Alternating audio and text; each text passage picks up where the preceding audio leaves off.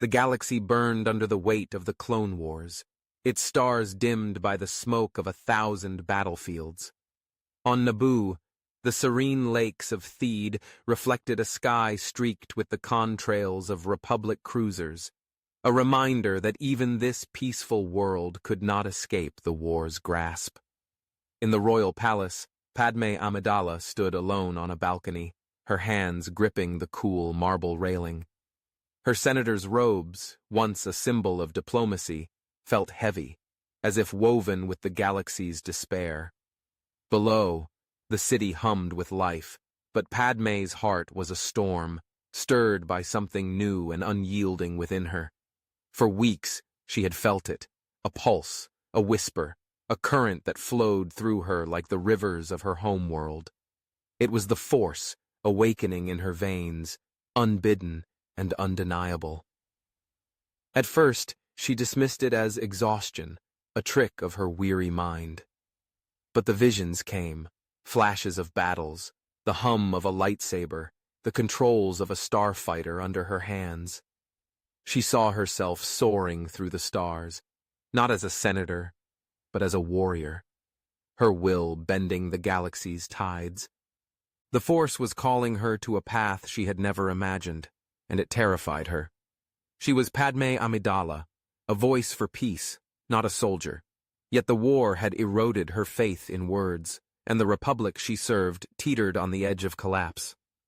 Her gaze drifted to the horizon, where a republic shuttle descended through the clouds. She knew who it carried, Obi-Wan Kenobi, the Jedi Master whose steady presence had anchored her through countless crises. He was here to discuss the Senate's latest emergency measures, but Padmé sensed another purpose in his visit. Obi-Wan had always seen through her, his quiet wisdom cutting through her carefully crafted composure. If anyone could understand the turmoil within her, it was him. But could she trust him with a secret that might unravel everything she had built? As the shuttle touched down, Padmé's thoughts turned to Anakin Skywalker, her secret husband, now light years away on the front lines. She had not told him of the Force stirring within her, fearing it would deepen the shadows she already saw in his eyes. Anakin's love was her strength, but his intensity, his hunger for control, made her wary of revealing a power she barely understood. The Force was pulling her toward a destiny apart from him, and the thought of losing their fragile bond cut deeper than any lightsaber. In the palace's grand hall, Obi-Wan greeted her with a warm but guarded smile. His Jedi robes were frayed, marked by the war's toll, yet his eyes held the same clarity that had guided her through the invasion of Naboo years ago. They exchanged pleasantries, but Padmé felt his gaze linger, as if he sensed the change in her. Over a quiet meal, they discussed the Senate's growing reliance on Chancellor Palpatine's emergency powers and the whispers of corruption in Coruscant's halls. Obi-Wan spoke of the Jedi's struggle to balance their role as peacekeepers with the demands of war, his voice heavy with doubt. Padmé listened, but her mind wandered to the Force, its call growing louder with every word. As night fell, they walked through the palace gardens, the air thick with the scent of blooming plasma flowers. Obi-Wan stopped by a fountain, his expression softening. He spoke of Qui-Gon Jinn, his late master, who had believed the Force could manifest in unexpected ways, even in those untrained in its mysteries. Padmé's breath caught, her heart pounding as she realized Obi-Wan suspected her secret. She wanted to confess, to unburden herself, but fear held her back. What would the Jedi Council do if they learned a senator wielded the Force? Would they demand she abandon her role, or worse, see her as a threat? The conversation shifted to a more immediate concern, a separatist plot to seize a vital hyperspace lane near Ryloth. Obi-Wan revealed that the Jedi had intercepted intelligence suggesting General Grievous was amassing a fleet in the sector. The Republic needed skilled pilots to disrupt the separatist supply lines, but their forces were stretched thin. Padmé's pulse quickened. She had flown in battles before, her Naboo N-1 Starfighter a symbol of her defiance during the Trade Federation's occupation. The Force now whispered of a chance to act, to fight, not just speak. She offered to join the mission, citing her piloting experience, but Obi-Wan hesitated, his concern evident. He agreed only after she insisted, unaware of the power guiding her decision. Days later, Padmé stood in a hangar on Ryloth, the arid winds of the Twi'lek homeworld tugging at her flight suit. Her N1 Starfighter gleamed under the harsh sun, its chrome finish a stark contrast to the dusty Republic cruisers around it. Clone pilots bustled nearby, their chatter drowned out by the roar of engines. Obi-Wan, clad in armor, approached with Captain Rex, his expression a mix of trust and unease. He warned her of the mission's dangers. A separatist blockade orbited Ryloth, guarded by vulture droids and Grievous's flagship, the Malevolence. Padmé nodded, her hand brushing the controls of her ship. The Force surged within her, sharpening her senses, guiding her fingers with a precision she had never known. As the squadron launched into the starry void, Padmé felt the galaxy shift beneath her. The Force was no longer a whisper, but a song, weaving through her thoughts, her movements, her very breath. She dodged laser barrages with uncanny grace, her starfighter dancing through the chaos of the blockade. Vulture droids fell to her cannons, their wreckage spiraling into Ryloth's atmosphere. Obi-Wan, piloting a Delta 7, marveled at her skill, his voice crackling over the comm with a mix of awe and suspicion. Padmé's heart raced, not from fear, but from exhilaration. She was no longer just a senator. She was a force of nature, her ship an extension of her will. But the mission was not without cost. A clone pilot, call sign Hawk, took a direct hit, his ship erupting in a fireball that seared Padmé's vision. The Force screamed in her mind, a wave of grief and guilt that nearly overwhelmed her. She had felt Hawk's life flicker out, a connection she could not explain. Obi-Wan's voice steadied her, urging her to focus, but the weight of loss lingered. The squadron disabled a key separatist supply depot, forcing Grievous to retreat, but Padmé returned to Ryloth's surface, shaken. In the hangar, Obi-Wan approached, his eyes searching hers. He spoke of the Force, gently probing, but Padmé deflected, claiming her success was mere instinct. She could not bear to reveal the truth. Not yet. Back on Naboo, Padmé retreated to her private quarters, the victory hollow against the memory of Hawk's death. The Force was a gift, but it was also a burden, amplifying her emotions, her fears. She dreamed of Anakin, his face twisted with anger, accusing her of abandoning him. The visions grew darker, showing Coruscant's spires crumbling, the Jedi Temple in flames. The Force was warning her of a shadow looming over the galaxy, one she could not yet name. Obi-Wan's words about Qui-Gon echoed in her mind, urging her to embrace her power. But she feared what it might cost her, her love, her ideals, her very identity. Meanwhile, Obi-Wan confided in Yoda on Coruscant, his voice low as he described Padmé's uncanny skill in battle. Yoda's eyes narrowed, his thoughts turning to the ancient prophecies of the Chosen One and the balance of the Force. He cautioned Obi-Wan to watch Padmé closely, for her awakening could tip the galaxy's fate. Obi-Wan nodded, torn between loyalty to the Jedi and his trust in Padmé. He sensed a rift growing, not just between Padmé and the Order, but within the Republic itself. The war was a distraction, he realized, masking a deeper treachery. Padmé, unaware of the Jedi's scrutiny, resolved to hone her newfound power. She began training in secret, using the Force to sharpen her reflexes, to anticipate threats. In the skies above Naboo, she pushed her N1 to its limits, weaving through canyons and diving toward the planet's core. The Force guided her, but it also amplified her doubts. Could she remain a senator while wielding such power? Could she protect Anakin from the darkness she sensed in him? The answers eluded her, but the call to act grew stronger, pulling her toward a destiny she could not ignore. As the war raged on, Padmé's path led her to Tatooine, a world of endless dunes and buried secrets. Intelligence reports indicated a separatist weapons facility hidden beneath the planet's surface, guarded by Count Dooku himself. The mission was a chance to strike a blow against the enemy, but for Padmé, it was personal. Tatooine was Anakin's home, a place that haunted him, and she felt the Force drawing her there, as if to confront the shadows of his past. Obi-Wan joined her, his presence a quiet anchor, but his questions about her abilities grew sharper. Padmé deflected, focusing on the mission, but the weight of her secret pressed harder with every step. In the depths of Tatooine's Jundland wastes, Padmé and Obi-Wan infiltrated the facility, their movements synchronized by the Force. The air was thick with the hum of machinery and the tang of ozone. Dooku's Magna Guards patrolled the corridors, their electrostaffs crackling. Padmé's senses flared, the Force warning her of danger. She moved with lethal precision, her blaster guided by an unseen hand, felling droids before they could strike. Obi-Wan fought beside her, his lightsaber a blur, but his glances betrayed his growing certainty. Padmé was no ordinary pilot. The mission escalated as Dooku appeared, his red lightsaber casting a sinister glow.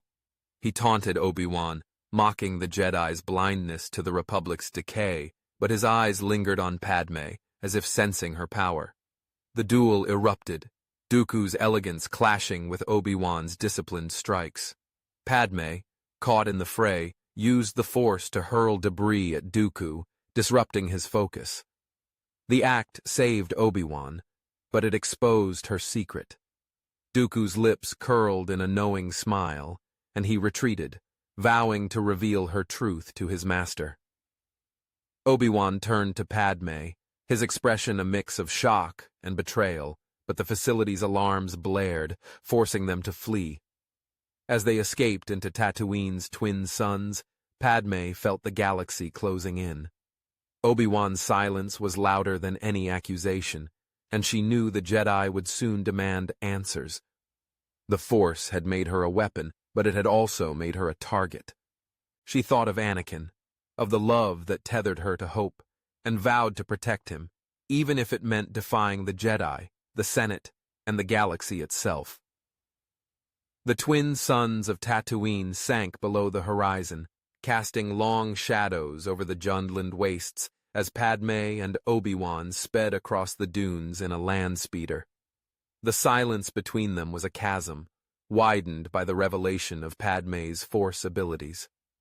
Obi-Wan's jaw was set, his eyes fixed on the path ahead, but Padmé felt his turmoil through the Force, a mix of loyalty, doubt, and fear. She wanted to explain, to bridge the gap, but the words caught in her throat. The mission had exposed her secret, and Dooku's escape meant the Sith now knew of her power. The galaxy was closing in, and Padmé sensed a storm gathering, one she could not outrun. Back at a makeshift Republic outpost, Obi-Wan reported the mission's success to the Jedi Council via hologram, omitting Padmé's role in the fight. His voice was steady, but his glance at her betrayed his unease. Padmé stood apart, her hands clasped tightly, the Force humming in her veins. She felt the weight of Yoda's gaze through the hologram, his ancient eyes seeming to pierce her soul. The Council ordered Obi-Wan to return to Coruscant, where whispers of a separatist plot against the Chancellor demanded their attention. Padmé volunteered to accompany him, citing her Senate duties, but her true motive was clear. She needed to confront the darkness she sensed, and Coruscant was its heart. The journey to the galactic capital was tense, the hyperspace lanes a blur of blue light. In the confines of their shuttle, Obi-Wan finally spoke, his voice low but firm. He asked Padmé how long she had known of her Force sensitivity, his tone free of judgment but heavy with concern. She admitted the truth, the visions, the instincts, the power that had awakened months ago. She spoke of her fear, not of the Force, but of what it might demand of her. Obi-Wan listened, his expression softening, and shared a memory of Qui-Gon, who had taught him that the Force chose its vessels for a reason. He urged Padmé to trust her path, but warned that the Jedi Council would not be so understanding. The force in a senator was unprecedented, and they would fear its implications. On Coruscant, the city planet pulsed with life and deceit. The Senate's spires loomed like sentinels, their gleam masking the rot within. Padmé and Obi-Wan parted ways, she to the Senate, he to the Jedi Temple, but their paths were intertwined by the Force's pull. In the Senate chambers, Padmé debated emergency powers for Palpatine, her words sharp but her mind elsewhere. The Force heightened her senses, revealing the greed and fear in her colleague's eyes. She sensed a shadow behind Palpatine's kindly facade, a darkness that chilled her. During a recess, she met Bail Organa, whose quiet dissent echoed her own doubts. He spoke of a growing resistance within the Senate, a coalition wary of Palpatine's grip. Padmé promised to join them, her resolve hardened by the Force's warnings.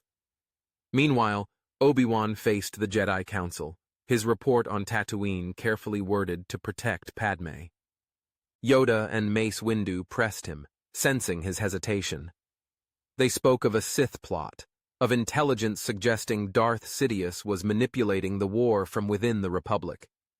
Obi-Wan's thoughts drifted to Padmé, her power a wild card in a game they could not fully see. He left the temple with a heavy heart, determined to guide her, but unsure if he could shield her from the Council's scrutiny or the Sith's schemes. The tension escalated when Padmé received a coded message from Ryloth, warning of a separatist counterattack on Utapau. The sinkhole world was a key Republic stronghold, its Bacta refineries vital to the war effort. The Jedi needed pilots to defend it, and Padmé, driven by the Force's call, volunteered once more. Obi-Wan protested, but her determination was unshakable. The battle was chaos, a maelstrom of laser fire and exploding ships. What did you think? They departed for Utapau, joined by Captain Rex and the 501st, their LAATII gunships slicing through the planet's misty skies. The Force guided Padmé's hands as she piloted a V-19 Torrent Starfighter, her movements fluid, almost prophetic. The Separatist fleet, led by Grievous's Providence-class destroyer, loomed above Utapau's craggy surface, its droid fighters swarming like locusts. Padmé's starfighter wove through the fray, her cannons carving paths through vulture droids. The Force sharpened her reflexes, letting her anticipate attacks before they came. She felt the lives of her squadron, their courage and fear pulsing through her, and it drove her to fight harder. Obi-Wan, in his Delta 7, flanked her, his voice steady over the comm, but she sensed his growing certainty of her power. Rex's clones fought valiantly, their ORK 170s holding the line, but losses mounted. A young pilot, Fives, narrowly escaped a missile, and Padmé's Force-enhanced instincts saved him, redirecting debris with a thought. The act was subtle, but Obi-Wan noticed, his silence louder than the battle's roar. Grievous's flagship targeted Utapau's refineries, its turbo lasers raining destruction. Padmé led a desperate run through the destroyer's defenses, her starfighter skimming its hull. The Force guided her to a weak point, a reactor vent, and she fired, the explosion crippling the ship's weapons. The Separatists retreated, but the victory was bittersweet. Padmé landed on Utapau's pitted surface, her hands trembling not from fatigue, but from the lives she had felt flicker out. The Force had made her a hero, but it also bound her to the war's pain. Obi-Wan approached, his lightsaber clipped to his belt, and asked her directly if she had used the Force. Padmé met his gaze, her voice steady but her heart racing, and admitted the truth. He nodded, promising to keep her secret, but warned that the Sith would come for her. Back on Coruscant, Padmé's dreams grew darker, the Force showing her visions of Anakin consumed by rage, his lightsaber red, his eyes yellow. She woke gasping, the Force a torrent within her. She confided in Bail, who urged her to trust her instincts and join the Senate's resistance. They uncovered evidence of Palpatine's ties to the Trade Federation, a thread leading to the Sith. Padmé's resolve hardened. She would fight, not just as a senator or pilot, but as a guardian of the galaxy's soul. The Force was her weapon, but it was also her burden, pulling her toward a confrontation she could not avoid. Obi-Wan, meanwhile, grappled with his role. He met with Anakin, newly returned from Megiddo, and sensed the strain in his friend's spirit. Anakin spoke of the war's toll, his words laced with anger at the Jedi's rigidity. Obi-Wan hesitated, then shared his concerns about Padmé, framing it as worry for her safety.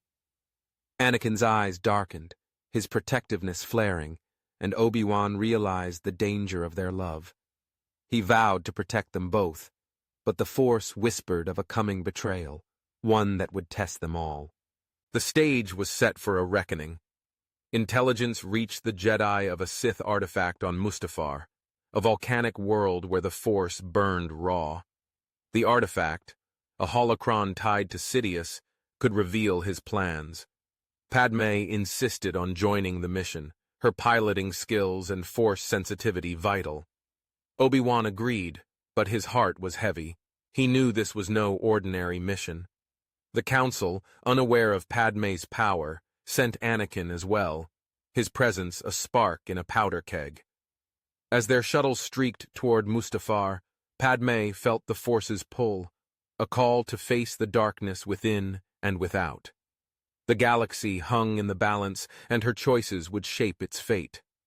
On Mustafar's molten surface, the team landed amidst rivers of lava, the air thick with ash. The Sith holocron lay in a ruined temple, its obsidian walls pulsing with dark energy. Padmé's senses screamed, the Force warning of a trap. Anakin led the way, his lightsaber ignited, while Obi-Wan flanked him, his eyes on Padmé. The temple's corridors were a maze, guarded by battle droids and dark side wards. Padmé's Force-enhanced reflexes saved them from a collapsing ceiling, her power no longer hidden. Anakin froze, his gaze locking onto her, a mix of awe and fear in his eyes. Obi-Wan stepped between them, urging focus, but the rift was widening. Deep within the temple they found the holocron, its red glow casting shadows. As Padmé reached for it, the Force roared, and Dooku emerged, his lightsaber blazing. He revealed Sidious's plan, to corrupt Padmé, whose Force sensitivity made her a prize. Dooku struck, his blade clashing with Anakin's, while Obi-Wan engaged a squad of Magna Guards. Padmé, caught in the chaos, used the Force to hurl Dooku back, her power surging uncontrollably. The temple shook, lava seeping through cracks. Anakin's rage flared, his strikes reckless, and Padmé felt the dark side tempting him. She called out, her voice cutting through the din, and he faltered, giving Obi-Wan an opening to disarm Dooku. But the trap was deeper. The holocron activated, projecting Sidious's voice, taunting Padmé with visions of a galaxy under her rule, Anakin at her side. The dark side clawed at her, promising power to end the war. She resisted, but the effort drained her, and Anakin's fear for her fueled his anger. Obi-Wan destroyed the holocron, shattering its influence, but Dooku escaped, vowing to deliver Padmé to his master. As the temple collapsed, Padmé piloted their shuttle through a hail of debris, her Force-guided hands saving them from annihilation. Anakin's silence was deafening, his trust shaken, and Obi-Wan's gaze held a warning. The Sith were closing in. The molten rivers of Mustafar cast an eerie glow across the crumbling Sith temple, their heat a mirror to the tension among Padmé, Anakin, and Obi-Wan. The holocron's destruction had shattered Sidious's taunts, but its echoes lingered in Anakin's eyes, where fear and anger churned. Padmé felt the Force straining, a fragile thread holding them together. Dooku's escape had raised the stakes. The Sith knew her power, and Sidious would not rest until he claimed her. As their shuttle lifted off, dodging lava plumes, Padmé's hands steadied the controls, the Force guiding her through the chaos. Anakin sat in silence, his gaze fixed on her, while Obi-Wan's quiet resolve masked his dread. The galaxy was a powder keg, and Padmé was its spark. Back on Coruscant, the Jedi Council convened in the temple's spire, their faces etched with urgency. Obi-Wan reported the Mustafar mission, revealing Padmé's Force sensitivity despite his promise to her.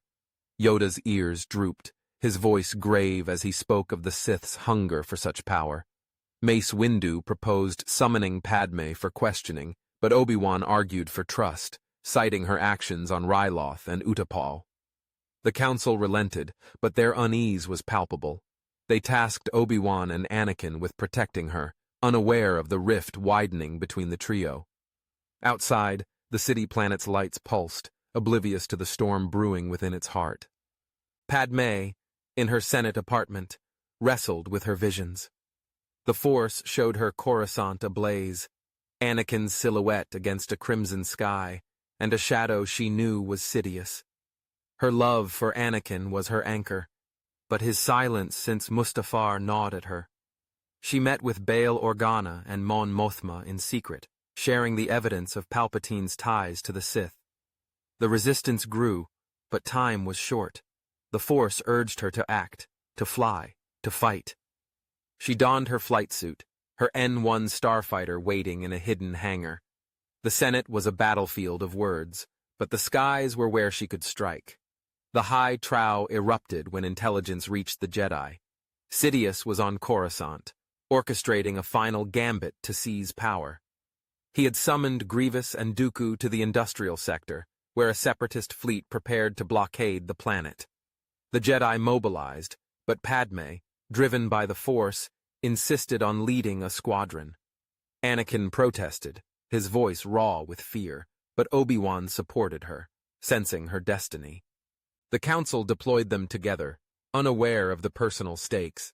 As their ships launched, Padmé felt the Force surge, a clarion call to end the war's architect. On Mustafar's surface, the ground battle unfolded with brutal intensity. Obi-Wan and Anakin led clones through the industrial sector's maze, their lightsabers carving through battle droids. Sidious had fortified a refinery, its durasteel walls bristling with turrets.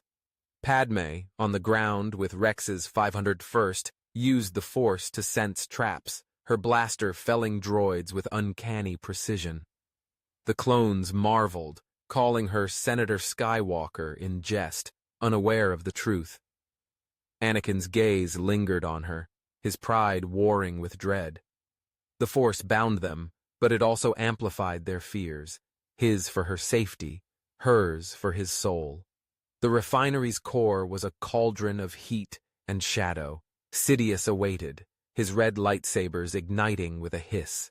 Dooku flanked him, his elegance a stark contrast to Grievous's mechanical fury. The battle was chaos. Obi-Wan engaged Dooku, their blades a blur, while Anakin clashed with Grievous, his strikes fueled by rage. Padmé, caught in the fray, used the Force to shield clones, her power a beacon. Sidious targeted her, his lightning crackling, but she deflected it with a barrier of will, her training on Naboo paying off. The unexpected twist came when Grievous, wounded, activated a self-destruct sequence, forcing the team to split. Padmé and Anakin raced to disable it, while Obi-Wan held off Sidious and Dooku. In the refinery's heart, Padmé's Force-enhanced reflexes guided her through a maze of consoles, Anakin at her side. Their hands brushed, a fleeting moment of connection amidst the chaos. They deactivated the sequence, but Sidious's voice echoed, revealing the trap. The refinery was a decoy to lure the Jedi, while his fleet attacked Coruscant's orbit. Padmé's heart sank. She had to fly. Leaving Anakin to guard the ground, she sprinted to her N-1, launching into the starry void above Coruscant. The space battle was a maelstrom of fire and steel. Separatist cruisers led by the Malevolence pounded Republic defenses. Padmé's Starfighter danced through the chaos, her Force-guided shots crippling droid fighters. Rex's ARC E-170s flanked her, their loyalty unwavering. The Force showed her the Malevolence's weakness, a bridge conduit, and she led a desperate run, dodging turbolasers. Anakin's voice crackled over the comm, urging her to return, but she pressed on, the galaxy's fate in her hands. A vulture droid's missile grazed her ship, and the Force screamed, a vision of Anakin falling. She fired, the conduit exploding, and the Malevolence buckled, its wreckage spiraling into Coruscant's atmosphere. Back on Mustafar, the ground battle reached its zenith. Obi-Wan disarmed Dooku, but Sidious's lightning overwhelmed him, hurling him into a wall. Anakin, enraged, struck at Sidious, their blades clashing with primal fury. Padmé landed, her ship scorched, and joined the fight, her force power amplifying Anakin's. Together, they drove Sidious back, but the Sith Lord unleashed a wave of dark energy, shattering the refinery's supports. The unexpected twist revealed itself. Sidious had planted a kyber crystal bomb, its detonation imminent. Padmé's visions aligned. The bomb would destroy Mustafar, a symbol of Sith victory. In a heartbeat, Padmé made her choice. She used the Force to contain the bomb's energy, her body trembling with effort. Anakin screamed her name, his lightsaber falling as he reached for her. Obi-Wan, battered but alive, joined them, his will bolstering hers. The bomb's light consumed Padmé, her love for Anakin, for the galaxy, her final shield. With a surge of force, she redirected the explosion upward, saving Mustafar but collapsing in Anakin's arms. Her breath was shallow, her eyes meeting his, a silent vow of love and sacrifice. The Force faded from her, leaving only peace. Sidious, weakened, fled, but Dooku fell to Obi-Wan's blade, his schemes undone. Anakin cradled Padmé, his tears falling as Obi-Wan knelt beside them. The clones secured the refinery, their silence a tribute to her. The war was not over, but Sidious's plan was shattered, his fleet in retreat. Padmé's sacrifice had bought the galaxy time, a chance for redemption. The galaxy mourned Padmé Amidala, her death a wound felt from Naboo to the Outer Rim. On Coruscant, Bail Organa addressed the Senate, revealing Palpatine's Sith identity with evidence from Mustafar. The vote of no confidence passed, and Palpatine vanished, his shadow lingering but his grip broken. Bail became Chancellor, his reforms dismantling emergency powers and restoring democracy. The Jedi, humbled, embraced change, with Obi-Wan leading a new council that honored emotion as strength. Anakin, scarred by loss, stepped back from the Order, vowing to protect Padmé's legacy as a guardian, not a warrior. On Naboo, a quiet funeral drew thousands, their lanterns floating on Theed's lakes. Obi-Wan stood with Anakin, their bond forged anew in grief. C-3PO, the protocol droid Padmé had cherished, shuffled forward, his golden frame gleaming. He spoke of her courage, his voice trembling, a Huai-Ko reminder of her early days. The droid's words stirred Anakin, who vowed to rebuild Naboo's defenses, ensuring no invasion would scar it again. Obi-Wan watched, the Force whispering of hope, of a galaxy reborn through Padmé's light. The Clone Wars raged on, but the tide turned. Separatist worlds, inspired by Padmé's sacrifice, sought peace, and the Jedi became true guardians, not soldiers. Anakin trained pilots, his love for Padmé guiding him from darkness. Obi-Wan, now a voice of reform, ensured the Jedi would never again be blind to the Force's call, even in a senator's heart. The galaxy endured, its scars a testament to Padmé's choice, a pilot, a Force wielder, a savior. And folks, that's our story. This one hit me hard. Padmé's journey from diplomat to Force-sensitive pilot felt like a love letter to her strength and sacrifice. I drew inspiration from Rogue One's desperate heroism and The Phantom Menace's Naboo spirit, wanting to give Padmé a chance to shine as a warrior while staying true to her heart. Writing her sacrifice was tough, but it felt right, echoing the bittersweet hope of Star Wars. Should Padmé have survived, or was her loss the spark the galaxy needed? Let me know, and I'll see you in the next story.